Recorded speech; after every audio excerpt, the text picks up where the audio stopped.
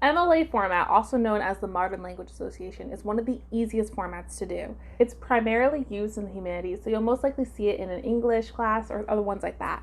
With every format, there are two things you need to keep in mind: the presentation and the citations. The MLA presentation is very simple. It doesn't require a title page or an abstract or anything else like that. All you need for an MLA format are these elements here. On the very first page, you have like a little header on the top left corner of the page. In this order, you'll list your name, the professor's name, the class, and the date. Note the date. It's day, month, year. There's no comma or anything between it. Then in the immediately follow line, you'll have your title centered in the middle of the page. You don't need it in bold or italics, just a simple title, capitalized as any title should be. The next line is your paper where you start, so indent like normal and keep writing like normal. The only other thing you need to know for MLA format is the page number. Your page number is the top right corner, it's in the header.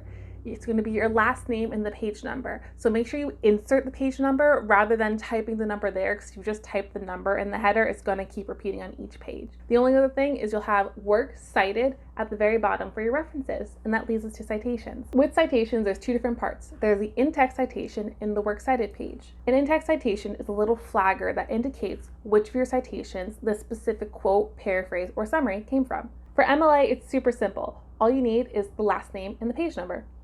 That's it, nothing else. If you have sources that are similar, you might need to indicate which one came from which with something else, maybe the title, but just for a general citation, you only need the last name and the page number. You can either introduce this information beforehand. According to Austin, page 1, it is a universal truth that any single man of wealth must be in want of a marriage. I think I said that wrong, but you get the idea. Or rather than introduce it beforehand, after you said the quote, paraphrase, whatever it is, immediately follow that in a parenthetical citation, last name, page number. Again, there's no comma or anything between it. And note the punctuation.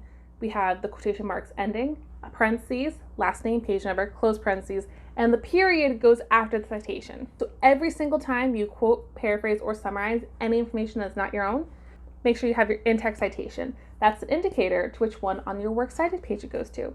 The works cited page looks a little bit longer. You only list each source once in alphabetical order. MLA recently updated. This new update is a lot easier to use than the ones in the past. So it goes last name, comma, first name, period, the title of your source, the title of the container, then any additional contributors that might be needed to be listed, then the volume, number, etc., anything to let you know what edition is being used, then the date and the location, followed by a period at the end. That's it. With this new update, if you don't have one of these things, you don't have to use it. This is the basic format of it. Some of them can be a little bit more specific depending on the type of source you're using. Like if you're quoting a YouTube video, for example, you might want to make sure you're following the format correctly. But just in general, if you're not sure what to do, this is a good route to follow. OWL Purdue is also a really great source to use to get the specifics of how to cite different things. The format of your citations will be in a hanging indent. A hanging indent is the opposite of a normal paragraph indentation.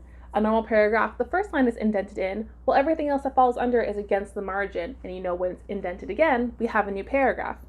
Hanging indent is the opposite. So the first line is going to be against the margin, but everything that follows underneath it is going to be indented in. So we know that when we have something against the margin again, it's a new citation. Make sure it's listed in alphabetical order and on a separate new page after your paper. And that's it.